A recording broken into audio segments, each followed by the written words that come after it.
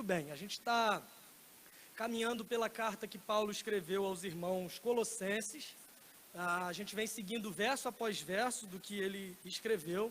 E o trecho de hoje eu queria conversar com vocês sobre um negócio que se chama identidade. Quando a gente fala algumas palavras, pode ser que ao falar essa palavra surja alguma coisa na sua mente, e pode ser que para diferentes pessoas surjam diferentes relações com algumas palavras que nós falamos. Identidade é uma dessas coisas. Quando a gente fala identidade, é bem provável que na tua mente já venha a primeira coisa, aquele documento, aquela carteirinha que você tem, que tem lá a sua foto, tem o seu polegar direito, tem a sua assinatura, o lugar que você nasceu, quem são seus pais e uma série de coisas. Essa carteirinha normalmente é aquela que você aposenta quando você tira a habilitação, ou você aposenta quando você tem uma carteira de um conselho regional, por exemplo. Tem algumas pessoas que têm orgulho da profissão ou acham simplesmente mais prático, já que tem que andar com uma carteirinha, acabam aposentando a identidade, mas ela não deixa de existir.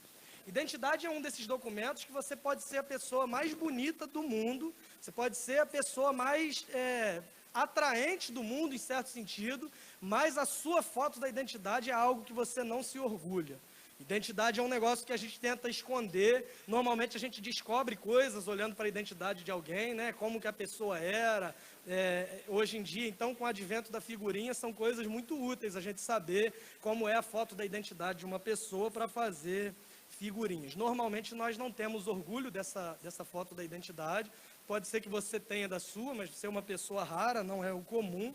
E outro ponto interessante da identidade é que nós deveríamos ter uma só.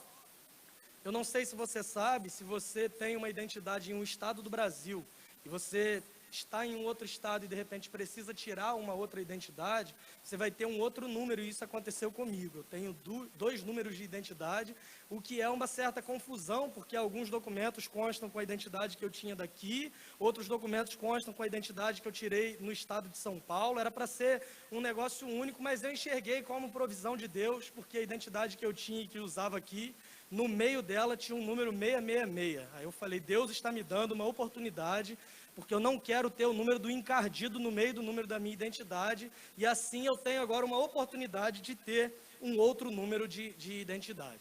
Se você é membro da CBM ou pretende ser, identidade pode te fazer lembrar do curso que temos aqui para novos membros, que tem justamente a proposta de dizer quem nós somos, em quem nós cremos e como nós pensamos sobre alguns assuntos. É importante a gente definir o que é identidade, porque é muito comum que a gente confunda, de fato, o que representa esse termo. Então, antes da gente falar um pouco sobre o que é identidade, eu queria apresentar para vocês algumas sugestões do que identidade não é, o que não é identidade. A primeira coisa que eu queria falar é a seguinte: a tua identidade não é aquilo que o outro acha que você é.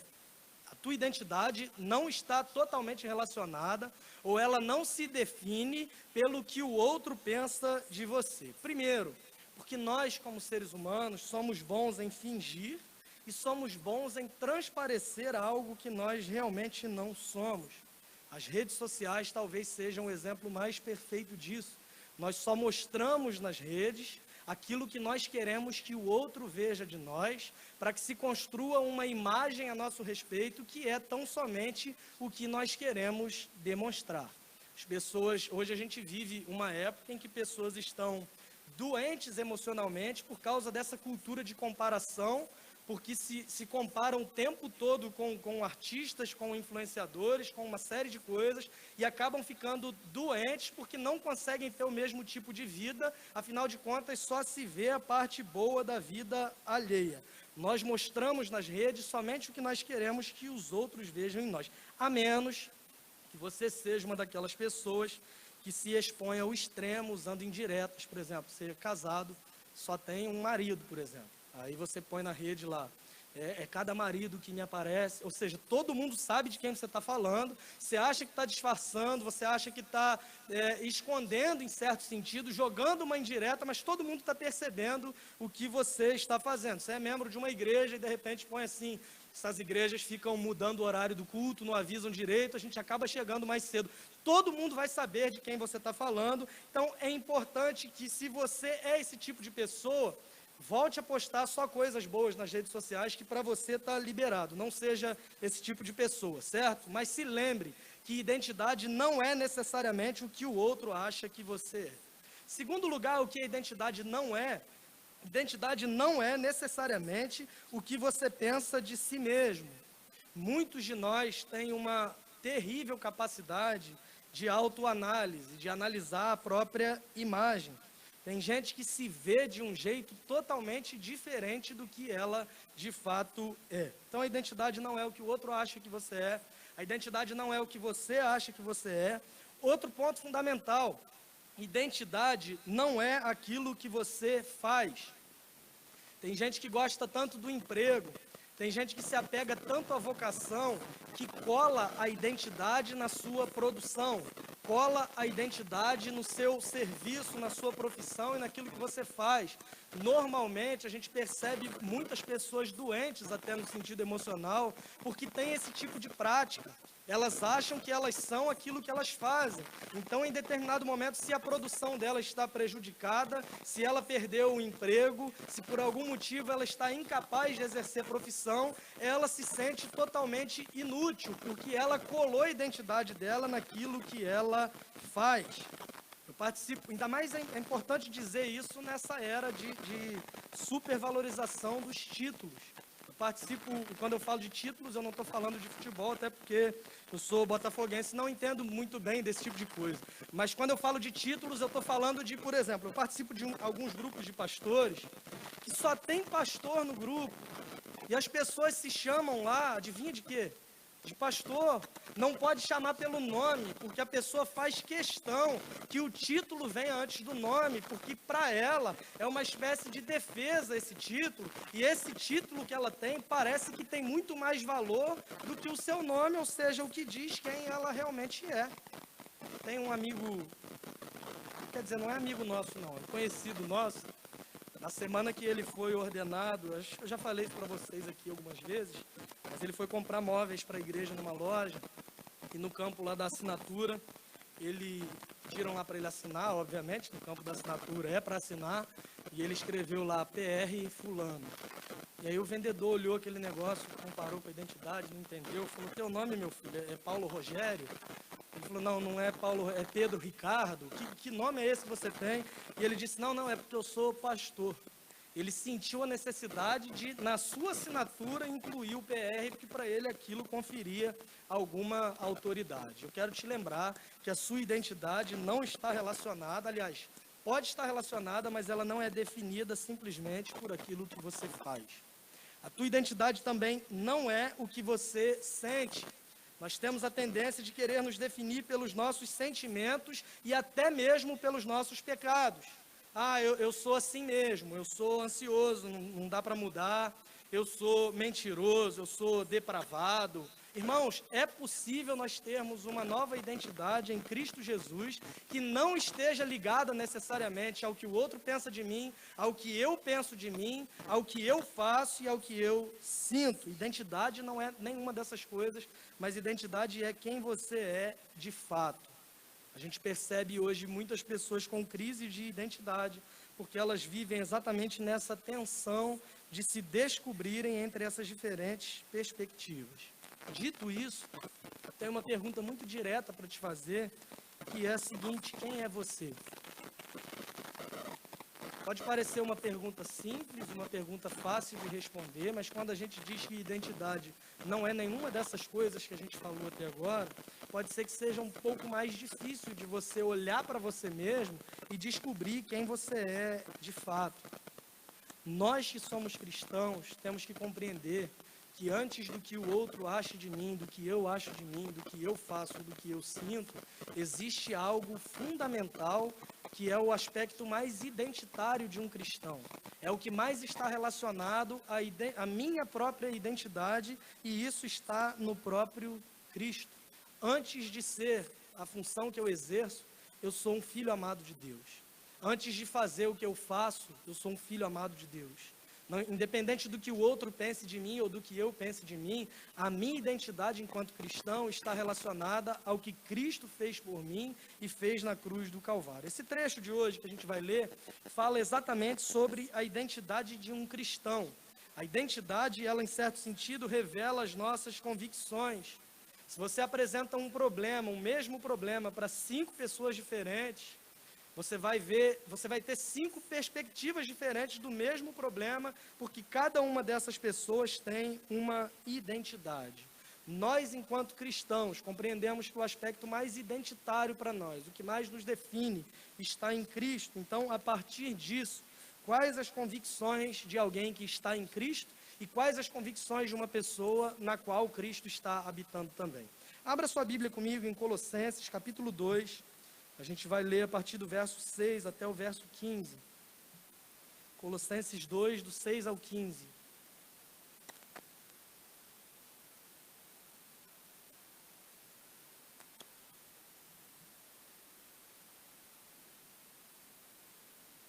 Se estiver com dificuldade para encontrar, é depois de Colossenses 1.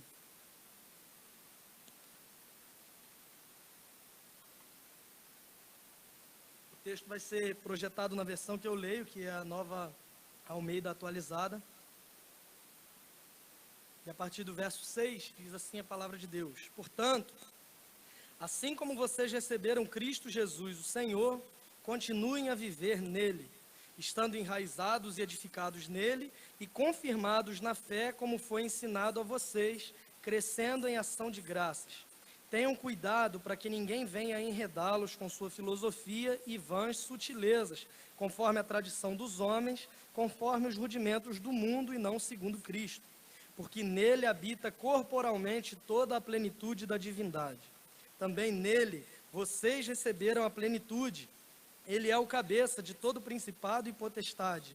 Nele também vocês foram circuncidados, não com uma circuncisão feita por mãos humanas, mas pela remoção do corpo da carne, que é a circuncisão de Cristo, tendo sido sepultados juntamente com ele no batismo, no qual vocês também foram ressuscitados por meio da fé no poder de Deus, que o ressuscitou dentre os mortos. E quando vocês estavam mortos nos seus pecados e na incircuncisão da carne, ele lhes deu vida juntamente com Cristo, perdoando todos os nossos pecados, cancelando o escrito de dívida que era contra nós e que constava de ordenanças, o qual nos era prejudicial, removeu inteiramente, cravando-o na cruz. E despojando os principados e as potestades, publicamente os expôs ao desprezo, triunfando sobre eles na cruz. Vamos orar?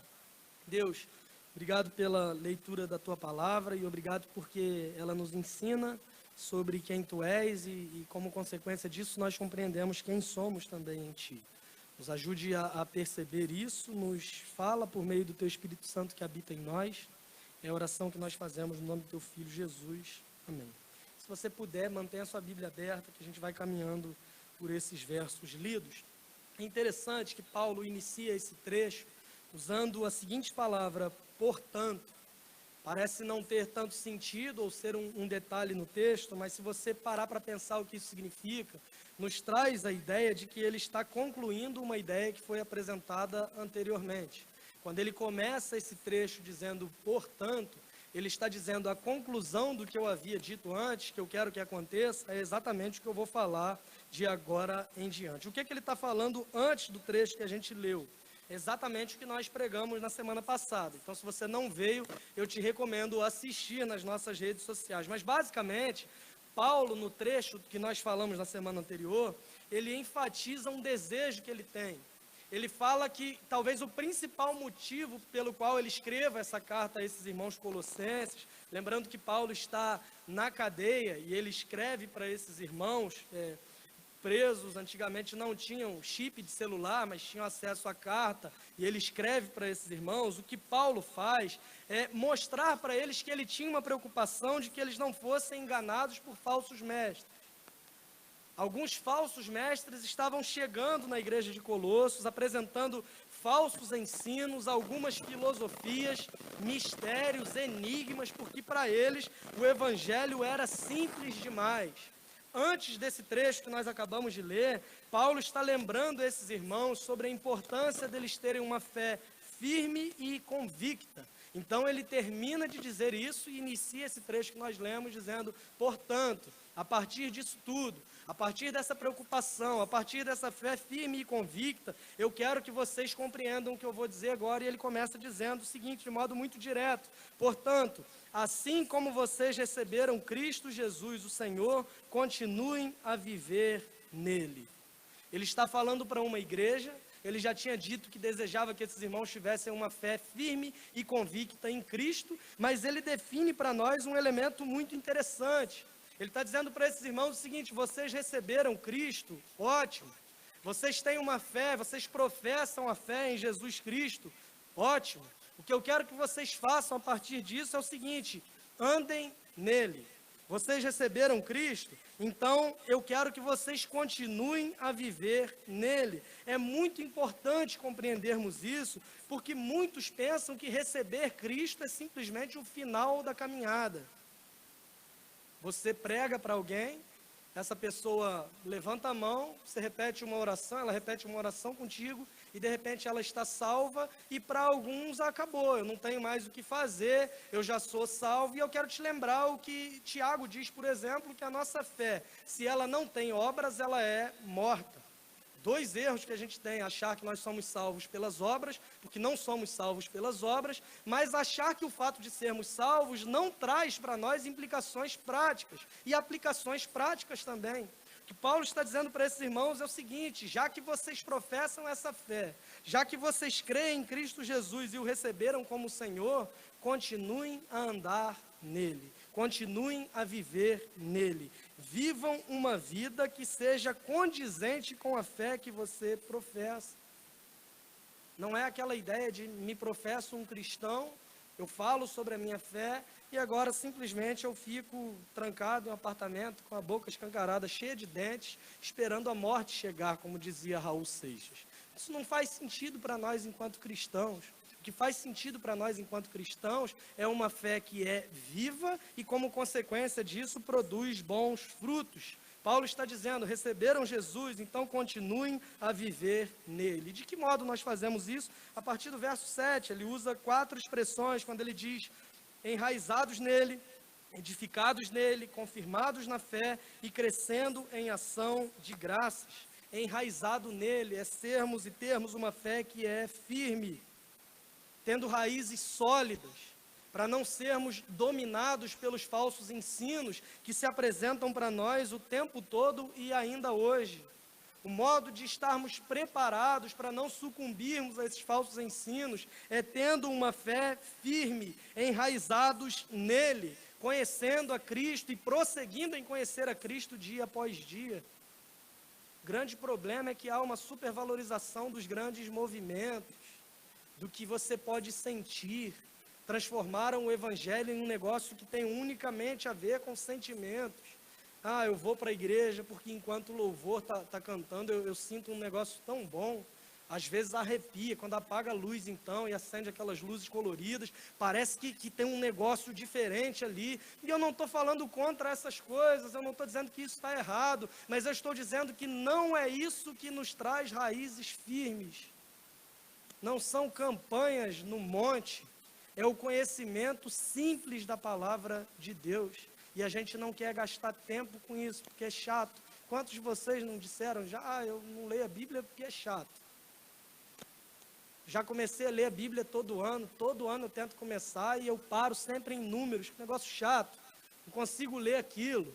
Eu pego uns trechos que fala: fulano era pai de não sei quem, era pai de outro, que isso é Bíblia ou programa do Ratinho, que fica fazendo teste de paternidade. Eu não consigo ver graça nisso. E talvez por isso que você tenha a sua vida cristã tão estagnada e não consiga se desenvolver. Paulo está falando que é fundamental, para você que tem uma fé em Cristo, que você continue a viver nele. E o modo como você faz isso é estando enraizado nele e o conhecendo por meio da palavra. Ele usa outra expressão, dizendo também: edificados nele, é ter Cristo como o alicerce, a base da vida. Cristo, que é a pedra que foi rejeitada pelos construtores, mas que se tornou a pedra angular, a pedra fundamental. o alicerce da nossa vida, tudo que nós construímos, incluindo a nossa identidade, deve ter Cristo como base. Por que muitas pessoas têm problemas em perceber a sua identidade? Porque casam a sua identidade com aspectos secundários da vida. Se a tua identidade é o teu trabalho, o dia que você perder o teu trabalho, você tem uma grave crise de identidade.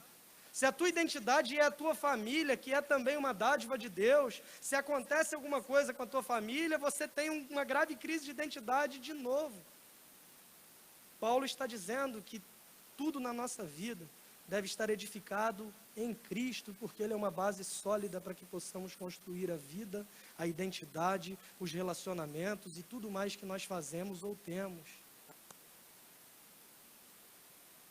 Ele usa uma outra expressão, dizendo confirmados na fé. Esse termo confirmados na fé nos lembra e nos aponta um texto que o apóstolo Pedro escreveu na sua primeira carta, capítulo 1, versos 6 e 7, quando ele escreve para uma igreja que estava sendo perseguida e uma igreja que enfrentava terrível oposição do império. Ele diz para esses irmãos o seguinte: nisso vocês exultam, embora no presente, por breve tempo, se necessário, sejam contristados por várias provações, para que, uma vez confirmado o valor da fé que vocês têm, muito mais preciosa do que o ouro perecível, mesmo apurado pelo fogo, resulte em louvor, glória e honra na revelação de Jesus Cristo. Quando nós centramos a nossa identidade em Cristo, mesmo os problemas que enfrentamos, eles servem para que Deus seja glorificado, porque é um meio de Deus nos mostrar e nos provar e confirmar o valor da fé que nós temos. Professar a fé em Deus quando as coisas acontecem do jeito que eu quero que aconteça, é a coisa mais simples do mundo e a coisa mais fácil do mundo. Paulo está dizendo, aliás, Pedro está dizendo nesse trecho lido, que essas aflições que nós enfrentamos por um breve tempo, elas servem para confirmar o valor da nossa fé. E uma vez o valor da nossa fé confirmado, isso vai resultar em glória, louvor e honra ao Senhor Jesus Cristo. E de que modo isso é evidenciado? Por meio de ação de graças, que é o que o texto vai dizer ainda no verso 7. Confirmados na fé, como foi ensinado a vocês, crescendo em ação de graças. E a gente tem falado sobre isso ao longo dessa série. Um cristão cheio do Espírito Santo, ele é capacitado pelo próprio Deus a ser grato em toda e qualquer situação. Porque mesmo em meio ao sofrimento e às tristezas que se apresentam para nós, nós entendemos que há um propósito eterno de Deus nisso e que, em certo sentido, por mais que eu não consiga compreender, Deus há de ser glorificado porque Ele não perdeu o controle da história e Ele não perdeu o controle de qualquer coisa. Ele é Senhor, Ele é soberano sobre todas as coisas. Esse é o tipo de identidade que deve haver em um seguidor de Jesus. Alguém que o recebeu, que vive nele, que está enraizado nele, alicerçado nele, com uma fé confirmada nele e demonstrando isso por meio dos seus atos de gratidão. A base da identidade de um cristão deve ser a gratidão, porque eu entendo que o aspecto fundamental da minha identidade é que eu sou um filho de Deus. E como as pessoas podem se tornar filhas de Deus? Por meio da fé naquilo que Jesus fez. É o que o apóstolo João vai dizer. Mas a todos quantos o receberam, deu-lhes o poder de serem feitos filhos de Deus. Acima de qualquer cargo, título, reputação, sentimento ou ocupação que eu tenha, eu sou um filho de Deus e é isso que me define. E se eu sou um filho de Deus por meio da fé em Jesus, se eu sou um filho de Deus porque eu creio que o que Jesus fez por mim é suficiente, se eu sou um filho de Deus e eu entendo que eu não poderia fazer por mim o que Jesus fez, mas Ele fez, a forma que eu respondo a isso, a forma que eu me alegro por essa identidade que eu tenho em Cristo é demonstrando a minha gratidão. Gratidão é a resposta para a identidade que nós recebemos em Cristo Jesus. E somente isso nos protege de sermos enganados. Paulo não refuta argumento por argumento do que os falsos mestres estavam ensinando, mas ele simplesmente apresenta para esses irmãos quem é Cristo.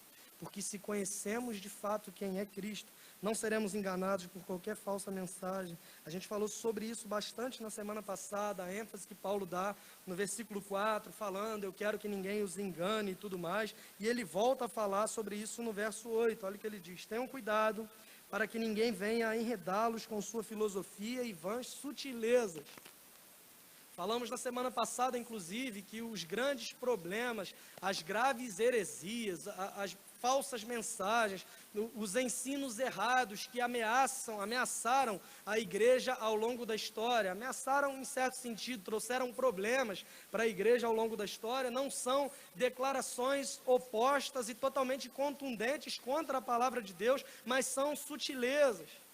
São coisas com alguma aparência de verdade que vem única e exclusivamente para confundir. E Paulo está escrevendo para esses irmãos: tenham cuidado para que ninguém venha enredá-los com sua filosofia e vãs sutilezas, conforme a tradição dos homens, conforme os rudimentos do mundo e não segundo Cristo. Percebam que ele falou sobre isso no verso 4 e percebam que ele está repetindo agora no versículo 8. O ensino que essa gente trazia para a igreja estava sendo diferente do evangelho. E Paulo está relembrando esses irmãos sobre Cristo, sobre o que ele fez, de modo muito simples. Nós pregamos esses textos. A gente pregou na semana passada até o versículo 5 e hoje do 6 em diante, em semanas distintas, mas eu quero te lembrar que a estrutura desse livro que a gente está estudando é uma carta. É uma carta escrita por Paulo aos irmãos colossenses, com o objetivo de que essa carta fosse lida diante de toda a igreja. Então pensem que se você pegar para ler o capítulo 2, por exemplo, em um curto espaço de tempo, Paulo demonstra preocupação 2 vezes com o mesmo assunto. Era algo totalmente importante, era uma coisa totalmente relevante, e ele diz sobre essa necessidade de que eles estivessem atentos para não serem enganados. E mais uma vez, ele parte para concluir esse trecho que nós lemos. A partir do verso 9, ele nos lembra de 2 pontos importantíssimos que servem para moldar as nossas convicções e, como consequência disso, para definir a nossa identidade. Essas 2 coisas que a gente percebe a partir do versículo 9 são o que nos mantém firmes diante de qualquer falso ensino. E, novamente, essas 2 coisas estão centradas em quem é Jesus e no que ele fez por nós. A partir do verso 9, no verso 9 e 10, o texto bíblico vai dizer: porque nele habita corporalmente toda a plenitude da divindade.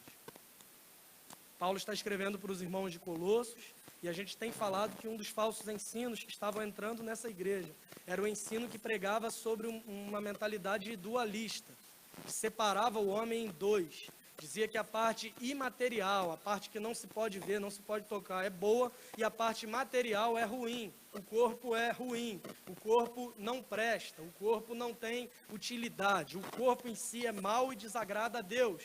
E ele, escrevendo para essa igreja, ele diz o seguinte: em Cristo habita corporalmente toda a plenitude da divindade.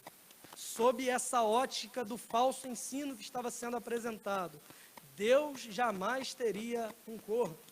E Paulo está dizendo sobre Jesus, está falando sobre Jesus de quem eles ouviram por meio do seu pastor, que era Epáfras, e Paulo está dizendo para esse povo o seguinte: eu quero que vocês entendam que em Jesus a plenitude da divindade habita e habita no seu próprio corpo. E eu quero que vocês entendam ainda no verso 10 que também nele vocês receberam a plenitude, ele é o cabeça de todo o principado e potestade. A primeira verdade que a gente percebe olhando para esse trecho é a seguinte: Jesus é tudo o que você precisa.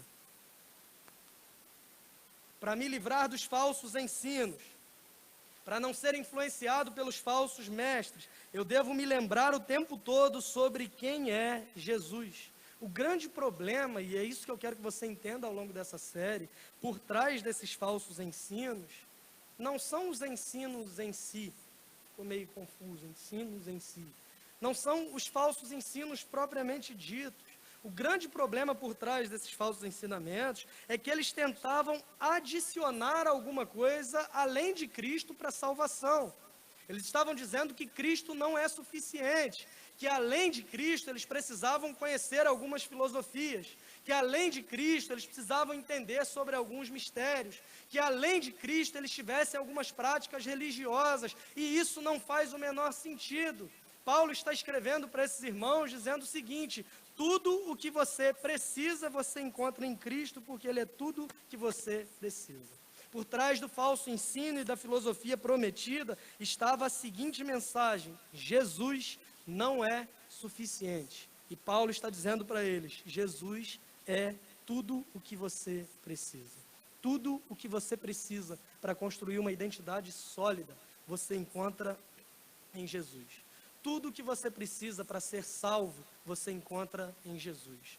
Tudo que você precisa para ter uma nova vida, você encontra no próprio Jesus. Não é necessário adicionar qualquer outra coisa, porque Cristo é suficiente. Nós acabamos de cantar, um dia os problemas virão, mas Jesus é o bastante para mim, e de fato é. E Ele é porque Ele é plenamente Deus. Paulo está dizendo, nele habita corporalmente a plenitude da divindade. Esse Cristo está cheio de Deus.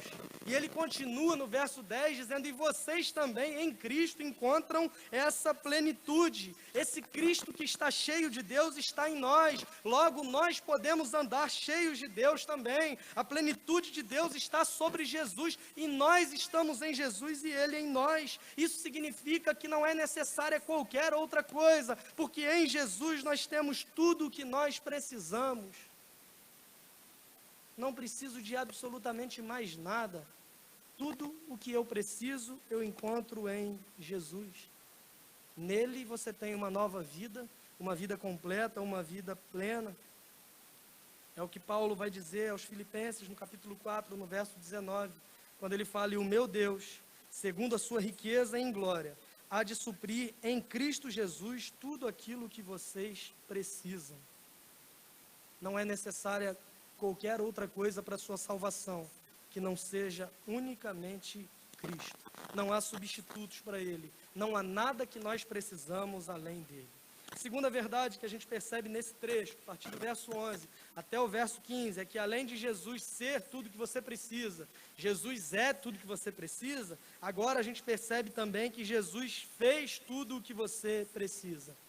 Paulo, ele destaca um elemento fundamental sobre quem é Jesus, que estava sendo questionada a sua divindade pelo fato dele ter um corpo, e Paulo está dizendo ele é plenamente Deus, embora ele tenha um corpo, e agora ele passa a lembrar não só sobre quem Jesus é, mas também sobre o que Jesus havia feito por eles, a partir do verso 11, quando ele diz, nele também vocês foram circuncidados, não com uma circuncisão feita por mãos humanas, mas pela remoção do corpo da carne, que é a circuncisão de Cristo.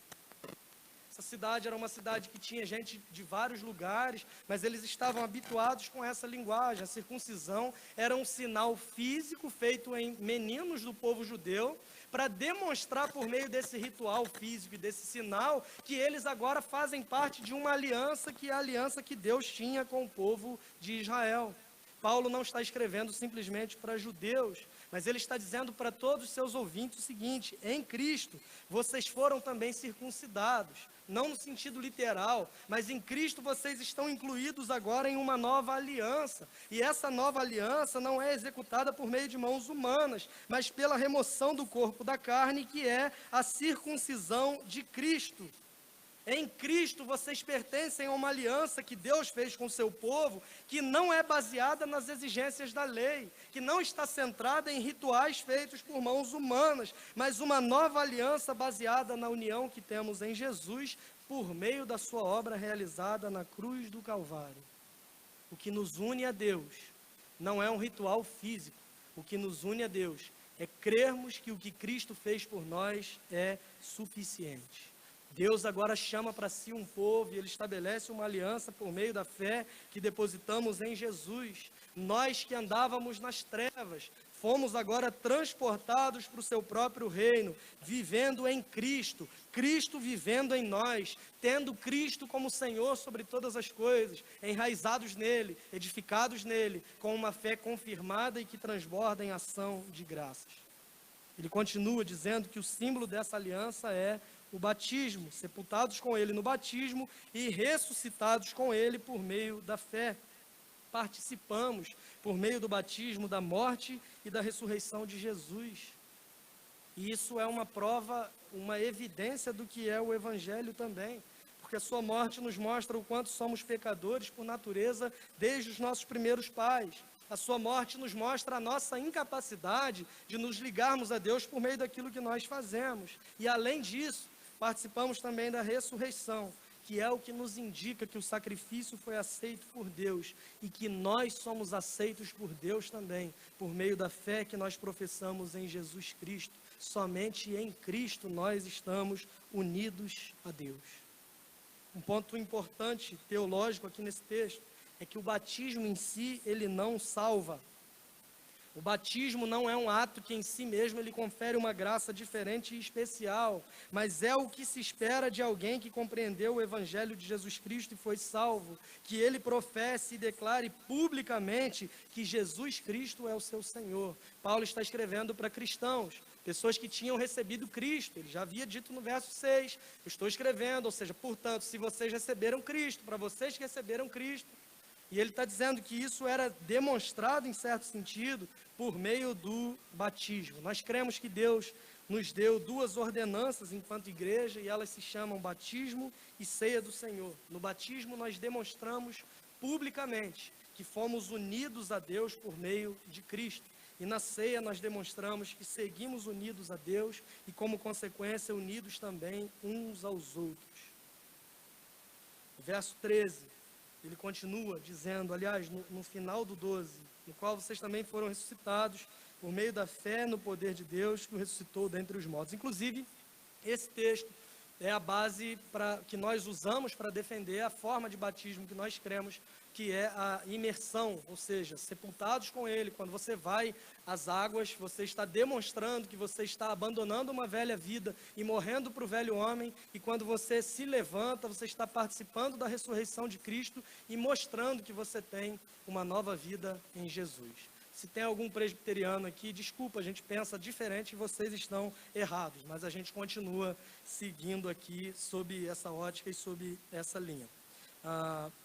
No verso 13, Paulo vai dizer ainda no 12, terminando, ressuscitados por meio da fé no poder de Deus, que o ressuscitou dentre os mortos, e quando vocês estavam mortos nos seus pecados e na incircuncisão da carne, ele lhes deu vida juntamente com Cristo, perdoando todos os nossos pecados. Para compreendermos a boa notícia que significa o Evangelho, nós devemos nos lembrar da má notícia de quem nós seríamos se não fosse a graça de Deus vindo ao nosso encontro. E Paulo lembra isso a esses irmãos, dizendo que se não fosse Cristo te dando uma nova vida e uma nova identidade, vocês estavam simplesmente mortos. Esse era o nosso estado inicial. A nossa capacidade era totalmente nula porque nós estávamos mortos. Mas Ele nos deu vida juntamente com Cristo, e o verso vai dizer que nele nós temos o perdão dos pecados. Se eu estou em Cristo, se eu creio que o que Cristo fez por mim é suficiente, todos os meus pecados estão perdoados. Não há necessidade para medo, para angústia, para culpa. Que muitos dizem que Cristo os perdoa, mas a pessoa não consegue se perdoar. Não existe isso. Se nós estamos em Cristo, todos os nossos pecados estão perdoados. Confie na justiça de Cristo que nos é apresentada por meio do Evangelho. Se estamos em Cristo, somos totalmente perdoados por Deus. Em virtude do sangue derramado na cruz, nós temos perdão completo. Deus mesmo é aquele que apaga os nossos pecados e diz que já nem se lembrará deles. Ele fala isso em Isaías, capítulo 43. O texto bíblico segue no versículo 14, quando diz, cancelando o escrito de dívida que era contra nós e que constava de ordenanças, o qual nos era prejudicial, removeu inteiramente, cravando-o na cruz. Jesus não levou somente os nossos pecados na cruz, mas Ele levou também a lei e encravou-a lá. E essa lei é essa ordenança que era contra nós, porque a lei serve para mostrar a nossa incapacidade. Se nós dependêssemos de ser justificado por Deus, baseado na nossa capacidade de obedecer à lei, nenhum de nós seria salvo, porque todos pecaram e separados estão da glória de Deus. Nenhum homem ou mulher é capaz de se apresentar santo diante de Deus, baseado na sua obediência à lei. Por isso que a lei nos era contrária. Ou nós confiamos na lei para nos salvar, ou nós confiamos em Cristo, e a cruz representa exatamente isso. Ele não venceu simplesmente o pecado, mas até a lei que era contrária a nós, que era impossível que nós a cumpríssemos, ela foi também crucificada, foi também colocada na cruz, e hoje vivemos debaixo da graça de um Deus que nos ama, e não debaixo de uma lei que nós somos incapazes de cumprir. Glória. Obviamente que entender a mensagem da graça não é licença para você viver uma vida de pecado como se você não tivesse compromisso com Cristo. O trecho diz de forma muito clara no versículo 6, vocês que receberam Cristo, continuem a andar nele, mas nós não andamos em Cristo para sermos salvos, nós não andamos em Cristo almejando uma salvação futura, se torna muito mais leve, porque nós andamos em Cristo porque já fomos salvos, nós andamos em Cristo porque já somos perdoados, única e exclusivamente pela fé que nós depositamos no que Ele fez por nós. No mundo antigo, quando cancelava-se uma lei, um decreto ou uma prescrição, eles eram fixados em uma tábua com um cravo, era uma forma de demonstrar que aquilo não valia mais. Por isso Paulo usa a expressão dizendo que a nossa lista de dívidas, o escrito de dívidas e de ordenança que nos eram contrários, foram cravados na cruz. Todas as acusações que o diabo tinha contra nós foram executadas e eliminadas como se nunca tivessem existido. É o que Paulo declara escrevendo aos Romanos no capítulo 8, quando ele fala, agora pois, já não há nenhuma condenação para os que estão em Cristo Jesus, porque a lei do Espírito da vida em Cristo Jesus te livrou da lei do pecado e da morte. A morte não tem domínio sobre nós. A lei não tem poder algum sobre nós. O diabo não tem do que nos acusar, se nós estamos em Cristo e se nós vivemos nele. No verso 15, ele conclui dizendo, e despojando os principados e as potestades, publicamente os expôs ao desprezo, triunfando sobre eles na cruz. Paulo está escrevendo para uma igreja que estava ameaçada por falsos ensinos. Essa mentalidade, esse dualismo não era só no aspecto humano, mas era também no aspecto espiritual que esses falsos mestres ensinavam. Ensinavam, por exemplo, o culto aos anjos. Ensinavam, por exemplo, que há uma mentalidade dualista, como se Deus e o diabo estivessem medindo forças. Tipo aquelas imagens que a gente vê no Facebook, do diabo com Jesus numa queda de braço, escrito assim, se Jesus vai vencer, curta, se é o diabo, compartilhe. Já viu isso? Era o tipo de mentalidade que estava entrando nessa igreja. Aí você fica tentando imaginar o apocalipse, o juízo final, Jesus falando, eu queria voltar para derrotar o diabo, mas ainda faltam 8 curtidas, por favor, meu povo, me ajuda aí, porque eu preciso, tem gente que acredita nesse tipo de coisa. Parece um exemplo ridículo, mas às vezes a gente se comporta exatamente assim.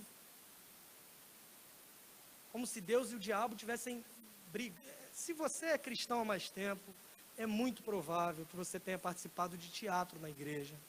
É muito provável que você já tenha feito alguma peça, por exemplo, que tinha um juiz lá fazendo um leilão. Quem já fez isso aí, levanta a mão, só para eu... só eu e mais uns 2, ninguém mais fez, né? Tudo bem. Então é muito provável que tinha um leilão e tinha um juiz lá, estava leiloando uma alma. E quem estava na briga? O advogado de defesa e o advogado de acusação, que eram Jesus e o diabo. E Jesus estava brigando com o diabo para ver quem ia convencer o juiz. Eu não sei quem é. Se Jesus está ali brigando, quem pode ser o juiz? Não consigo entender. Mas tinham que convencer o juiz para quem ia aquela alma ali. Eu sei que vocês já fizeram isso. Não tenta me enganar não, que a grande maioria já fez. Já tem um lá atrás arrependido, balançando a cabeça, que não tinha levantado a mão. Deus está falando com você.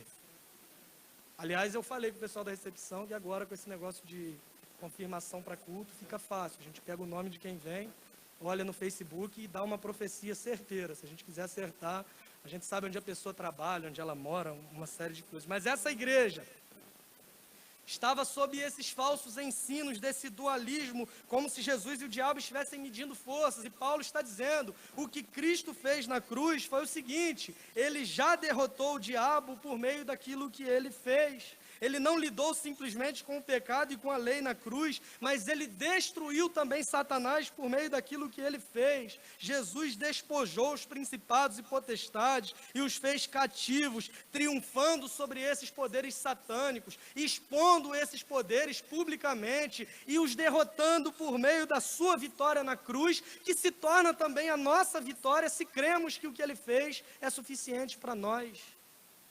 Se você está em Jesus, não precisa viver com medo do diabo, porque ele não tem absolutamente nada para te acusar, porque não há acusação contra aqueles que são eleitos de Deus. Quem tentará acusação contra os eleitos de Deus? É Deus mesmo quem os justifica. A nossa sentença foi paga, a nossa dívida foi totalmente paga. Jesus bradou na cruz: está consumado. Não há absolutamente nada pelo qual eu deva temer. Eu devo me preocupar. Se eu estou em Cristo, eu tenho a garantia de perdão de pecados. Se eu estou em Cristo, eu tenho garantia de vida eterna e não há qualquer condenação para mim. Não há o que temer se nós estamos em Cristo. Ele é suficiente para nós, irmãos. Que a gente compreenda isso, que a gente viva com essa verdade em mente o tempo todo, que Jesus nos basta, Ele é suficiente pelo que Ele é, pelo que Ele fez, e o que a gente precisa é estar nele.